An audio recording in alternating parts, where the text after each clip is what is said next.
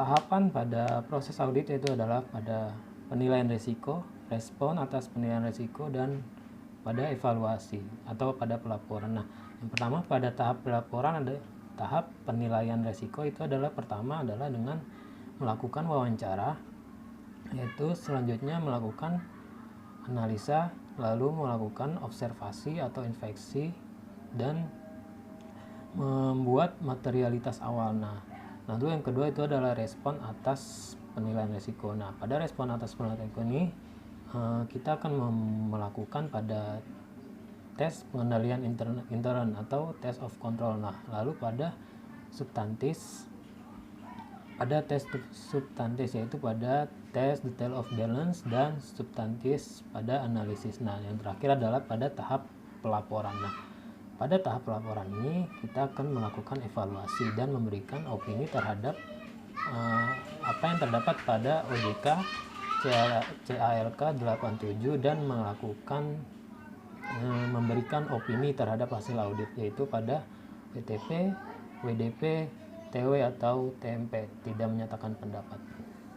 Ya, soal selanjutnya adalah di sini saya akan membuat materialitas pada laporan PT Bumi Resource Tbk, yang mana di sini terdapat laporan posisi keuangan, yaitu pada laporan neraca, yang mana di sini saya akan membahas mengenai pada total aset, yaitu total aset pada PT Bumi Resource Tbk, yang mana di sini tertera total aset pada tahun 2011 yaitu 7.368.121.749. Ya, di sini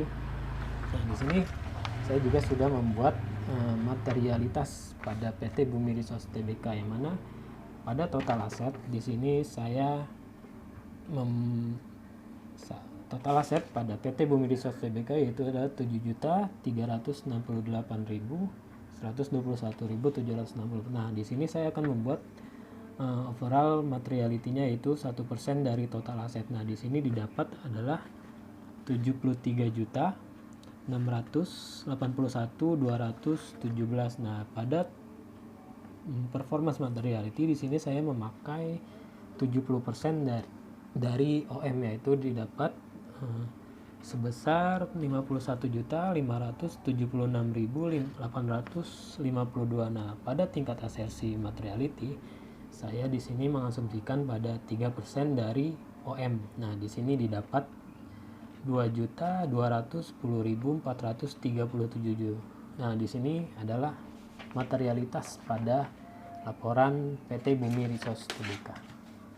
Pertanyaan selanjutnya itu adalah apa yang saya lakukan dalam melakukan penilaian risiko. Nah, dalam melakukan penilaian risiko di sini saya akan melakukan pada pemahaman pada entitas dan lingkungan entitas, yaitu mengetahui siapa pemegang saham pada PT Bumi Resource Tbk, lalu siapa pesaing utamanya, lalu siapa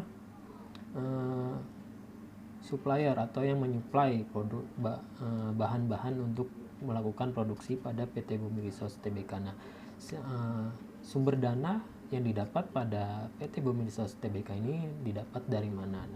Nah, lalu siapa saja pelanggan PT Bumi Resource Tbk. Nah, lalu selanjutnya saya akan melakukan wawancara pada baik itu manajemen, direksi, komisaris maupun karyawan. Nah, setelah itu saya melakukan analisa. Nah, setelah itu melakukan observasi atau melihat-lihat keadaan perusahaan. Nah, lalu melakukan inspeksi yaitu dengan memeriksa data atau notulen yang dibuat pada 1 tahun terakhir, yaitu mengenai meeting yang dilakukan oleh para direksi atau komisaris, komite audit, atau rapat yang dilakukan secara gabungan. Nah, lalu selanjutnya saya akan membuat materialitas awal. Nah, materialitas awal ini adalah pada OM, PM, dan AM.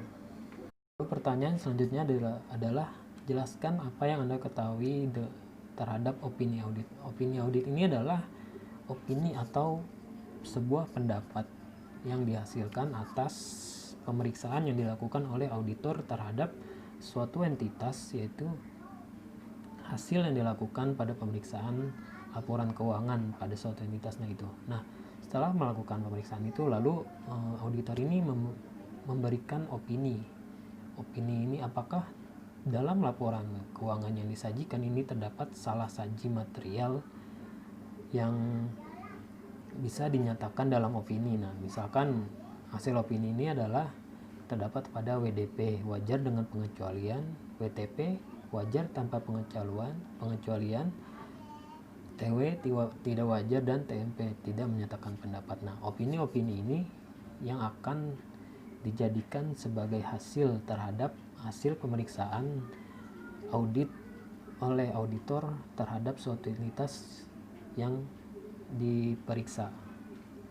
Yang selanjutnya itu adalah apa yang Anda ketahui mengenai estimasi akuntansi dan bagaimana cara Anda melakukan estimasi akuntansi tersebut. Nah, estimasi akuntansi ini adalah estimasi yang dibuat oleh sebuah entitas yang mana estimasi ini dapat mempengaruhi akun-akun yang terdapat dalam laporan keuangan. Nah, estimasi akuntansi ini dibuat dalam penyusunan laporan keuangan dikarenakan tidak adanya atau kurangnya ketepatan dari dalam aktivitas bisnis. Nah, bagaimana cara melakukan estimasi akuntansi ini yaitu adalah saya akan melakukannya pada asersi pada CEROFA PD, yaitu yang mana di sini saya akan melakukan estimasi pada akun piutang tak tertagih, yang mana di sini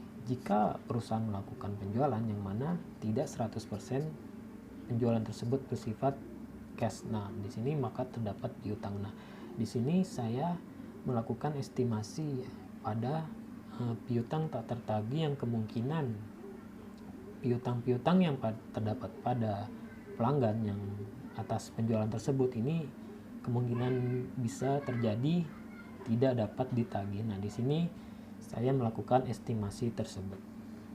Selanjutnya adalah bagaimana Anda menguji pada asersi eksisten atau keberadaan pada saldo akun piutang. Nah, di sini saya sudah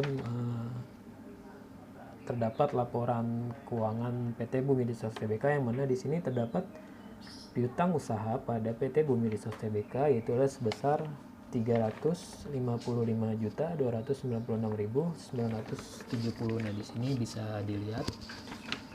Nah, dan juga ada piutang lain-lain yaitu 202.183.195 dan piutang pada pihak berelasi yaitu pada senilai 4.689.501. Nah, di sini terdapat rincian piutang yang terdapat pada PT Bumi Resource Tbk, yang mana di sini terdapat piutang usaha, yang mana di sini juga terdapat nama pelanggan-pelanggan pada PT Bumi Resource Tbk, yang mana pelanggan ini terdapat di luar negeri dan di dalam negeri, yang mana di luar negeri ini terdapat pada Dubai, Cina, Hong Kong, Jepang, Eropa, maupun terdapat di Asia Tenggara, juga terdapat di Filipina. Nah, pada dalam negeri di sini terdapat pelanggan dalam negeri yaitu adalah PT Indonesia Power, PT Makota Mas, PT Semen Cibinong, dan PT Sadikon. Nah, di sini terdapat rinciannya pada pelanggan piutang usaha pada pelanggan PT Bumi Resource Tbk, yang mana di sini juga terdapat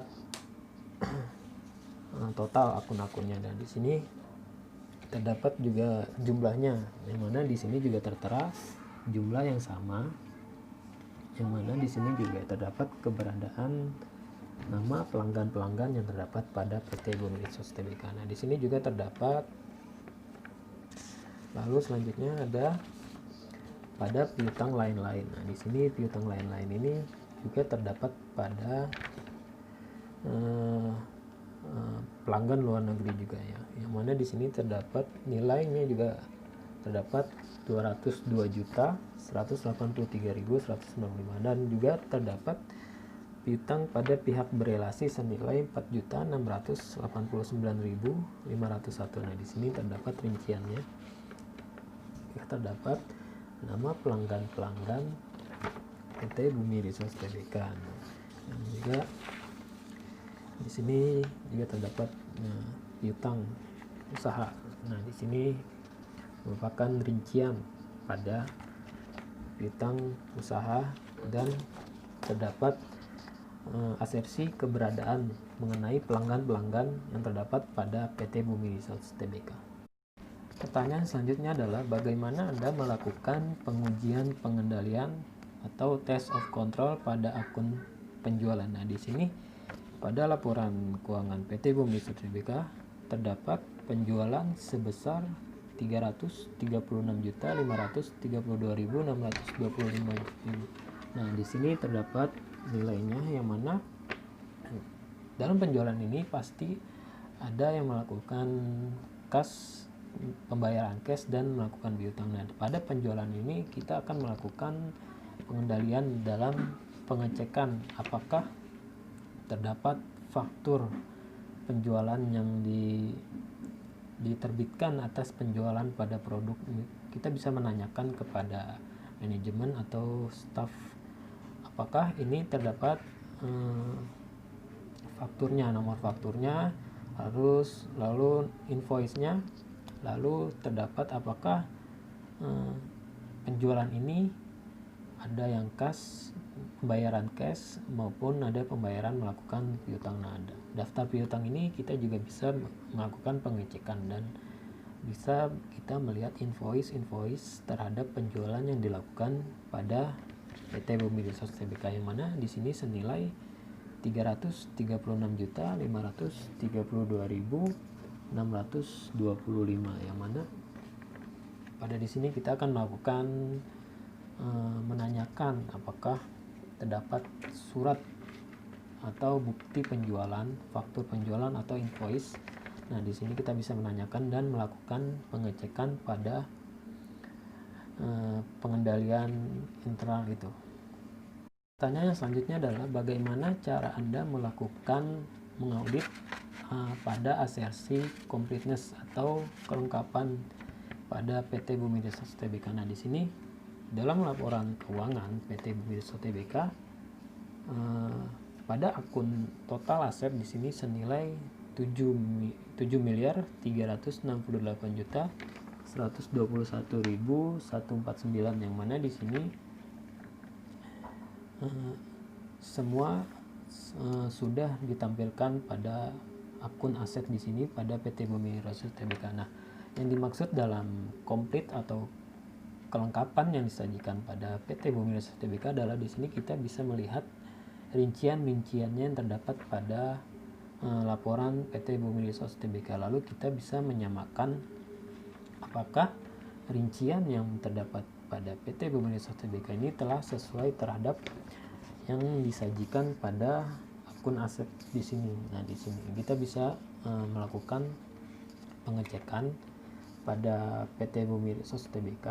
Nah, di sini nominalnya yang tertera di sini, lalu kita melakukan pengecekan atau membandingkan apakah yang disajikan pada neraca ini telah sesuai pada rincian pada CALK yang terdapat pada PT Bumi Resources Tbk.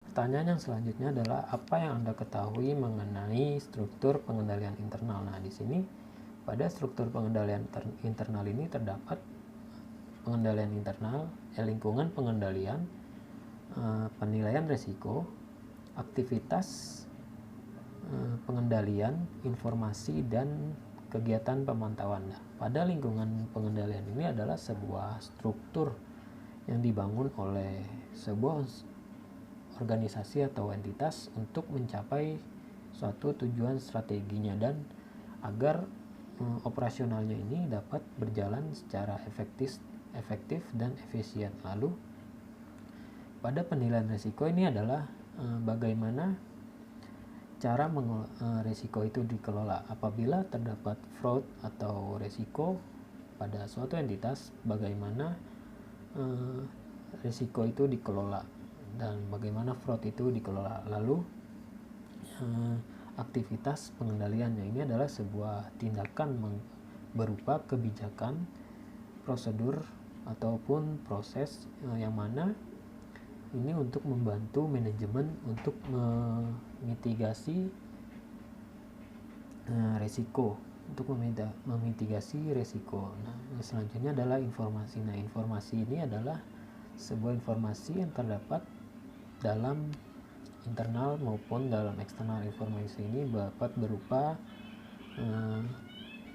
sebuah laporan keuangan yang dapat dikomunikasikan baik secara internal maupun eksternal. Nah, lalu yang terakhir adalah pada kegiatan pemantauan. Kegiatan pemantauan ini adalah untuk melakukan evaluasi atau melakukan pemeriksaan kembali terhadap 5 komponen ini, yang mana komponen ini dapat dilakukan pemantauan atau evaluasi. Lalu pertanyaan selanjutnya adalah bagaimana Anda melakukan prosedur analisis. Nah, di sini pada test of analytical procedure. Nah, di sini terdapat akun aset dan neraca laporan posisi keuangan dan laporan laba rugi, yang mana di sini terdapat perbandingan antara 2010 dan 2011, yang mana di sini pada kas dan setara kas di sini terdapat perbedaan, yaitu selisih yang cukup besar antara tahun 2010 dan 2011, yang mana di sini pada tahun 2010 ini sebesar 229.855.006. Ini mengalami penurunan pada tahun 2011, yang mana sebesar 69.089.831, yang mana di sini terdapat minus, perbandingan presentasinya adalah minus 233%. Dan pada piutang usaha di sini terdapat kenaikan, yang mana pada tahun 2010 ini sebesar 184 juta naik menjadi 355 juta, yang mana di sini piutang usaha karena pada tahun 2011 ini mengalami lonjakan penjualan pada PT Bumi Resource Tbk. Dan selanjutnya adalah perbandingan pada akun laba rugi. Nah, yang mana di sini terdapat pendapatan, yang mana terdapat perbandingan. Ini yang sebelumnya adalah berdasarkan horizontal dan di sini berdasarkan vertikal, yang mana di sini terdapat perbandingan antara beban pokok penjualan terhadap pendapatan pada tahun 2011, yaitu adalah sekitar minus 40%, dan pada tahun 2010 ini sekitar 33%, yang mana mengalami kenaikan pada tahun 2011, dan pendapatan juga pada horizontal ini mengalami kenaikan sekitar 27%, dan laba bruto terhadap pendapatan juga ini mengalami penurunan sekitar minus 60%, yang mana sebelumnya pada tahun 2010 ini adalah minus 67%. Nah, ini adalah mengenai prosedur analisis, yaitu melakukan perbandingan antara vertikal dan horizontal. Lalu pertanyaan selanjutnya adalah bagaimana cara Anda mengaudit asersi penilaian dan ketepatan untuk akun utang pajak. Nah, di sini terdapat tagihan pajak pertambahan nilai PT Bumi Resource Tbk kepada pemerintah Indonesia, yang mana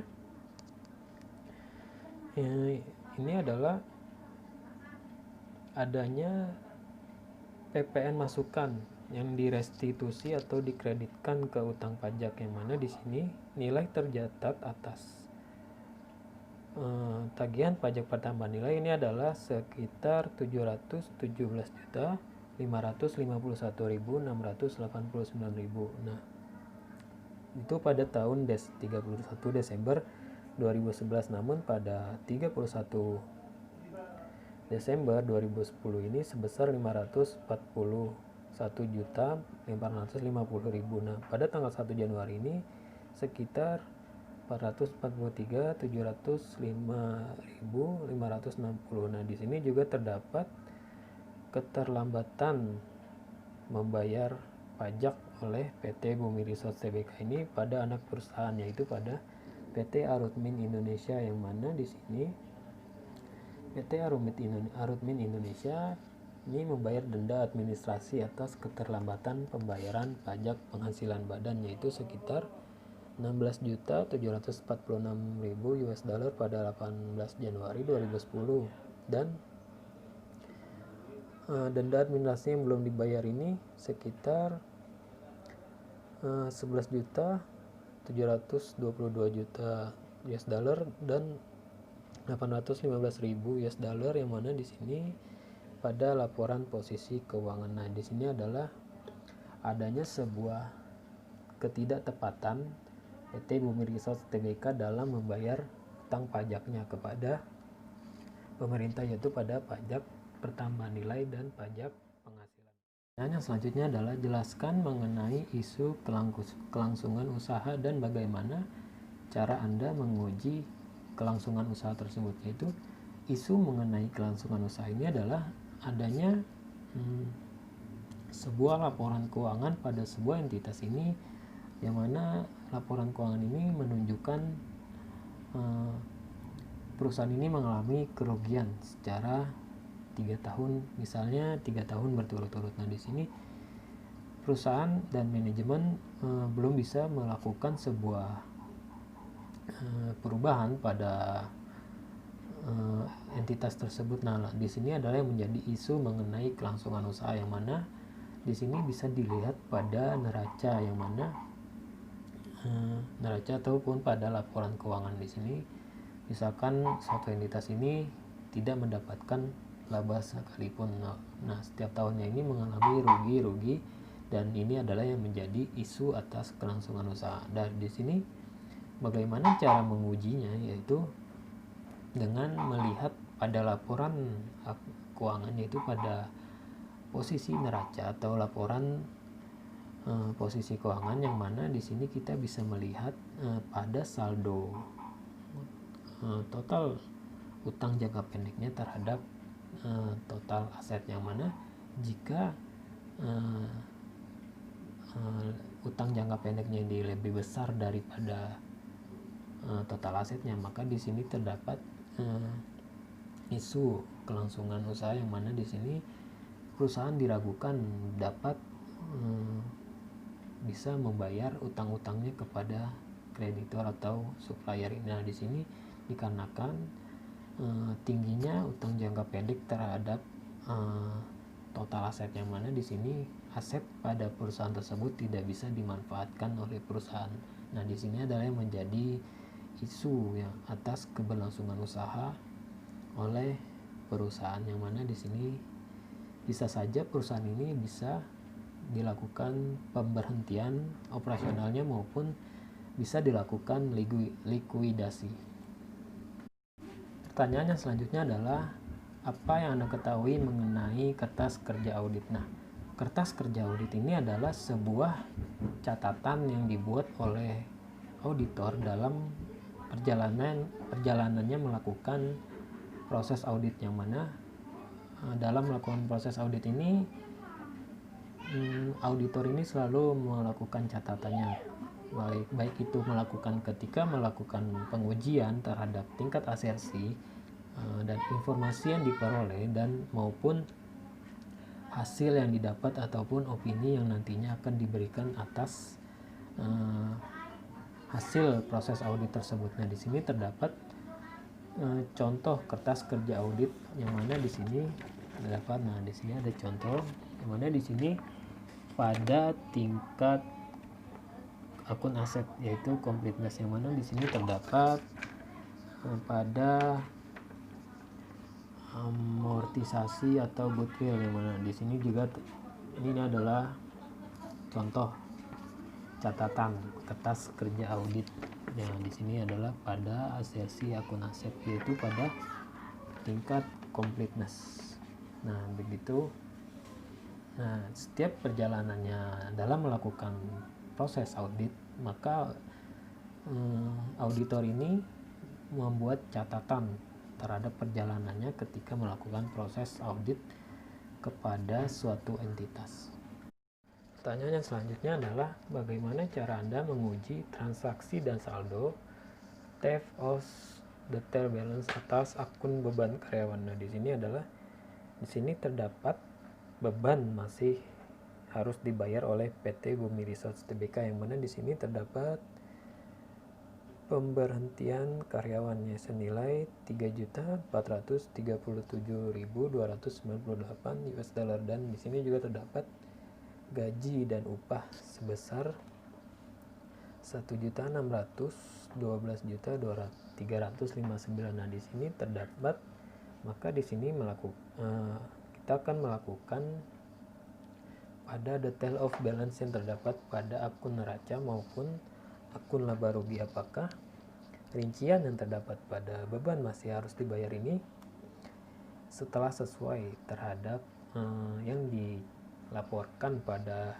akun neraca dan laba rugi pada PT Bumi Resource Tbk. Nah, di sini kan terdapat rincian beban yang masih harus dibayar, yaitu pada pemberhentian karyawan dan gaji dan upah, apakah telah sesuai dengan yang dilaporkan pada laporan posisi keuangan. Nah, di sini kita akan melakukan pengujian detail of balance-nya.